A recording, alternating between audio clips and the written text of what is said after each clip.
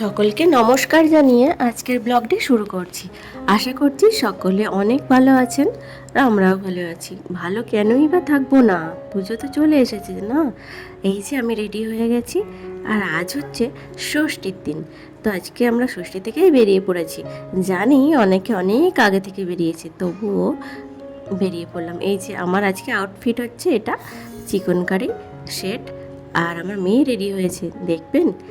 তো এই যে আমার মেয়ে রেডি হয়ে গেছে, এটা দাদু দিয়েছিল ড্রেসটা, তো ভাবলাম একবার পরিয়েই দিই, না হলে কবে আর পরবে। তো আমরা যথারীতি বেরিয়ে পড়লাম, বরকে তো আর দেখানো হলো না। তো এই যে দেখে নিন, আর মেয়েকে নিয়ে যাচ্ছে।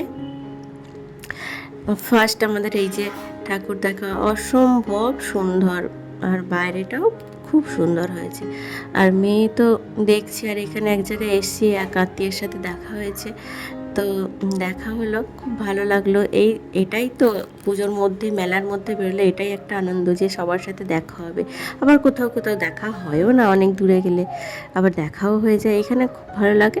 তো আশেপাশেরগুলো সব দেখছি, আর এইগুলো হচ্ছে আমার বাড়ির আশেপাশেই সব ঠাকুরগুলো, প্যান্ডেলগুলো অসাধারণ সুন্দর হয়েছে। আর এই জায়গার ঠাকুরটা অসাধারণ সুন্দর হয়, প্রত্যেক বছরই খুব সুন্দর হয়। আর মাকে দেখুন, মা প্রতিমা একদম সাদা, লাল সাদা শাড়ি পরে, আর কারুকার্য উপরে দেখুন অসম্ভব সুন্দর, আমার তো খুবই ভালো লেগেছে। হ্যালো, তো এটা চলে এসেছি মহাসপ্তমীর সাজ। তো সকলকে শুভ মহাসপ্তমী।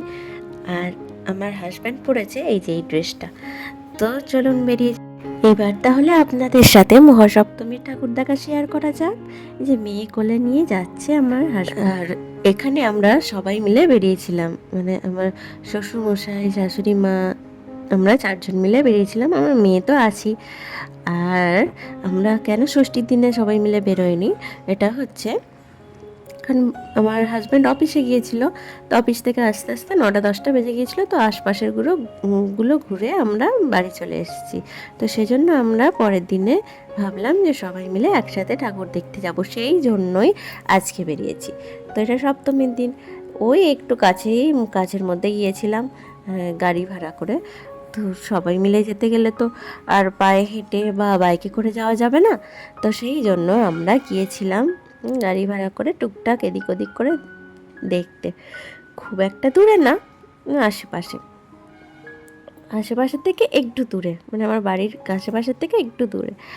তো গেছি, খুবই ভালো লাগছে। এই যে প্যান্ডেলটা, এখানে প্রত্যেক বছরই খুব সুন্দর করে। আর প্রত্যেক বছরই ওরা শুনেছি কিছু না কিছু, শুনেছি না, মানে ওরা রেখেও দেয়। তো তো কিছু না কিছু একটা প্রাইজ ওরা নেয়, মানে রাখে। তো অসাধারণ এদের সব কারুকার্য, মানে এদের হাতের কাজই আলাদা শিল্পীদের।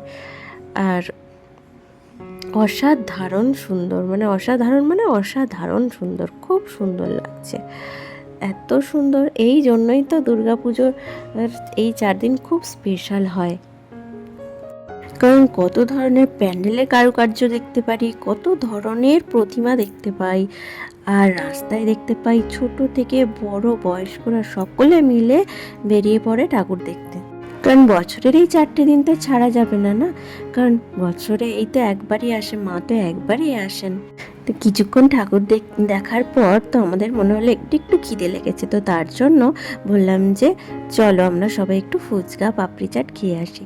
তো রাত্রের খাবার আমরা পরে ভেবে দেখবো। তো সেই জন্য এখানে চলে এলাম পাপড়ি চাট খেতে। আর আমার তো অসাধারণ লাগে। আর তারপর আবার বেরিয়ে পড়েছি অন্য একটা ঠাকুর দেখার উদ্দেশ্যে।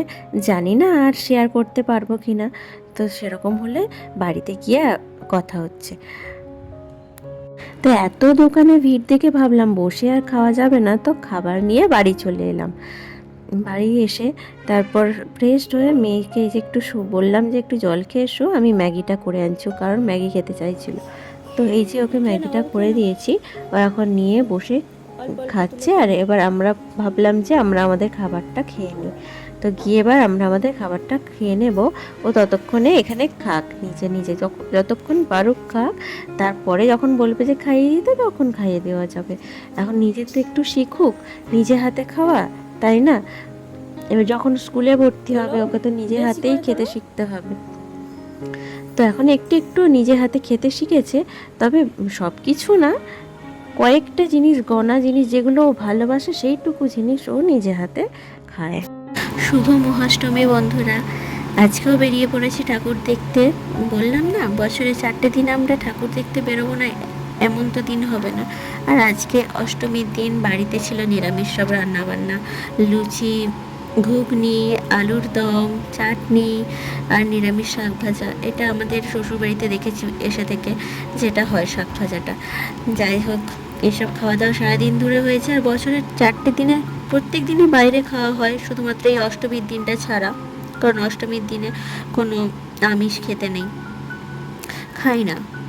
অনেকে খায়, আমরা খাই না। যাই হোক, মেয়ে বিরক্ত হয়ে গেছে, এত ভিড়, ক্রাউড হচ্ছে, তারপর গরম লাগছে না, এত ভিড়ের মধ্যে গরম লাগছে, কিন্তু অল্প অল্প ঠান্ডা এসে গেছে, তাও সেই ঠান্ডাটা এখন বোঝা যাচ্ছে না।